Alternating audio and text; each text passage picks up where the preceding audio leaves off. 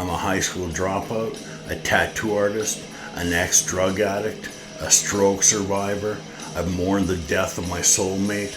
I live in a studio apartment where all my possessions fit in one room, and I couldn't be happier.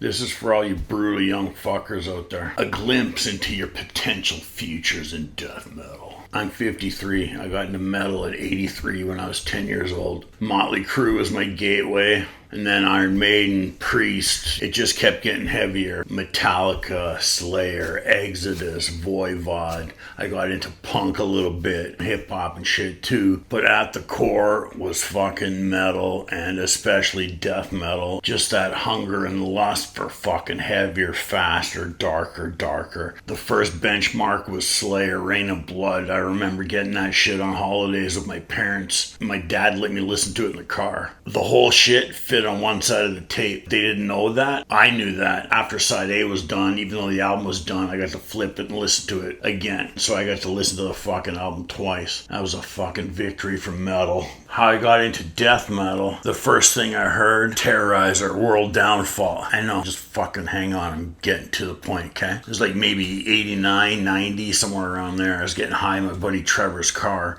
and he played me World Downfall. And I was like, holy fuck, the drumming. I was with my buddy Mark Fleischacker, and he showed me what blast beats works. I asked him what the drummer was doing because I couldn't quite figure it out. I just knew it was fucking fast. So we were sitting there. I was like, this is the fucking heaviest shit ever. And now the death metal part. Yo, if you love this shit, a couple of these dudes are in another band that's way more evil and straight up fucking metal. They're called Morbid Angel. He's like, it's the same shit, man. It's super fast. It's got darker tones. It's more occult and evil. And I was like, fuck yeah. I went to the music store the next day and fucking got Altars of Madness. Come on. Altars of fucking Madness when it came out, or around when it came out, within the first year for sure, when you haven't heard anything like that before. That shit blew my fucking mind. And sure as shit, like any cold-blooded metalhead will tell you from back then, liner notes, fucking checking other band names, t-shirts, okay, who the fuck are they thanking? Holy shit, Ripping Corpse, who the fuck's that? I met some other guys really heavy into the scene, tape trading and all sorts of shit, and you start to just fucking everything. The first time I heard Deicide, my buddy Greg gave me a fucking, what he calls blank tape. I thought they were called Decide because his writing was all shitty. I'm like, Decide, what a fucking shitty name. But he gave me the tape because I had scored some acid off him, and he was bringing it to me on his way out of town before he went on holidays with his parents, and he had to tell me an excuse why he was coming to the door. So he gave me this tape with the acid in it. My dad was home, he's standing in the front entrance, and he's like, oh yeah, here's that tape, man. I ate the fucking acid, I was tripping out. I was tripping balls in my room, and I just had grabbed the tape again. I was like, Decide. What a fucking lame bad name. And it was a self-titled, right? So there was nothing else written on it to indicate that it was brutal, right? So I just Decide, what the fuck is this? I put it in. Hearing Deicide for the first time ripped on acid, that is a fucking religious experience, or an anti-religious experience to say the least. From there it was like Cannibal, Obituary, Suffocation. I wasn't super into Obituary or Bolt Thrower. That came later, but it was too slow for me at the time. I liked the groove, but after a song and a half, I was like, man, I want something fucking fast and brutal. Speed and brutality just had me. Suffocation, Malevolent Creation, Vader, Cryptopsy, Immolation. Some of these bands like Immolation, they weren't super fast and blasty. It was upbeat, but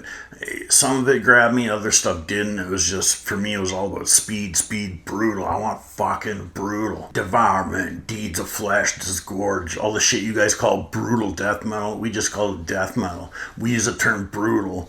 But back then in the 90s, we used the term brutal for anything that was kind of fast. You know, Marduk was brutal. Deicide, Legion, I remember when it came out, I was like, whoa, this is way more brutal than the first one. The term brutal death metal is almost like a subgenre. You guys came up with that. The original OG shit, we didn't call it that. We just used the turn brutal for anything fast. Same with Battle Vest. You guys came up with that. That's not a thing. I had some kid that said it once and I didn't know what it was, and he looked at me like I'm a poser. You guys are coming up with names 25 years into the scene for something that we just called it our jacket. I mean, it's a cool term, Battle Vest. It sounds cool, but don't be looking at me like I'm a poser. Like, you're the fucking new Jack, not me.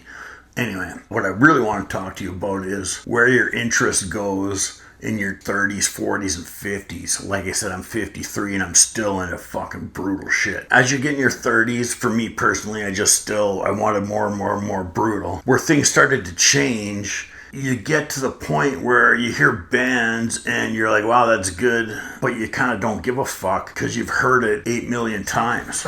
You don't really check out that many new bands. I checked out new bands well into my 40s and just nothing was really grabbing you, even though it was good. What happens when you kind of get into your 40s, life in general, is the highs aren't that high and the lows aren't low anymore. You're kind of in the middle and you're more even keeled in every aspect of your life. Another thing that happened where people you knew that were into brutal shit all of a sudden, I want to be a more respectable fucking citizen and don't want to be looked at weird, so I'm going to quit wearing my cannibal shirt.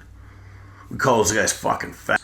But anyway, over the years, the scene loses some diehards to, I don't know fucking why, because I never quit listening to the shit.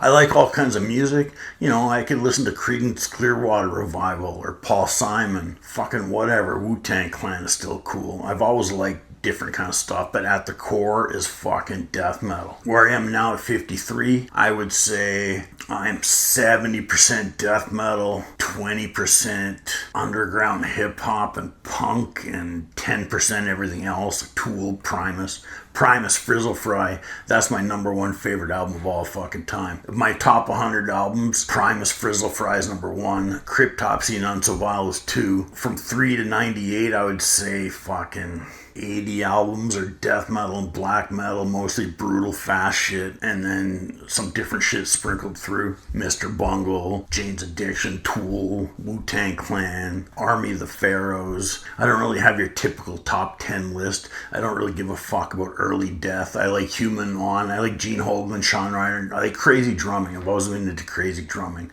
My top 5 favorite death metal albums are Cryptopsy, None So Vile, Morbid Angel, Covenant, Macabre, Sinister Slaughter, Vader, Deep Profundus, Suffocation, Pierce From Within, maybe Effigy, I don't know. Some of you that are diehards right now, you're gonna quit listening to it because you fucking wanna score a fucking lawyer chick. As if you can't land a lawyer chick being a fan of brutal music or something, I don't know. I'm a tattoo artist. I've never compromised myself. Things that didn't work out in the past with girls, it was never because I like brutal shit. Maybe in the beginning, that guy's too intense for me, but yeah, once you get a girl, I've never lost one because I like fucking brutal tunes. That's fucking ridiculous. Giving a fuck what a bunch of losers think, square ass fucking dudes saying, I'm gonna start wearing respectable shit. That's fucked. But it's gonna happen to some of you. Some of you that swear it'll never fucking happen, it's gonna happen. Not me though. Nah, some of you will. Some of you will be brutal forever. I watch some of the young guys doing brutal channels, Buff Metal, Jimmy from the Block. Some of you are gonna stick to it. I don't know which ones, because there's guys that quit listening to the shit that fucking shocked me because they were into it for like 20 some years. Anyway, that's my rundown of brutal tunes and what sort of happens. The only real difference between before and now for me with brutal shit is I still like loud music in my headphones and shit, but I don't just crank my home stereo and just run around and pretend I'm in the band. Back in the day, you pound the fucking tunes as loud as you can, you run around, you pretend you're in the band, playing for all your old teachers and whatever, showing how fucking cool you are in your fantasies. I get it, that's totally cool. I don't do that anymore at 53. I like me, I don't have to pretend I'm anything else anymore. I listen to it quieter, but that's it. I'm still fucking brutal. So I hope you stay brutal, and I'm glad the young dudes are keeping the scene alive.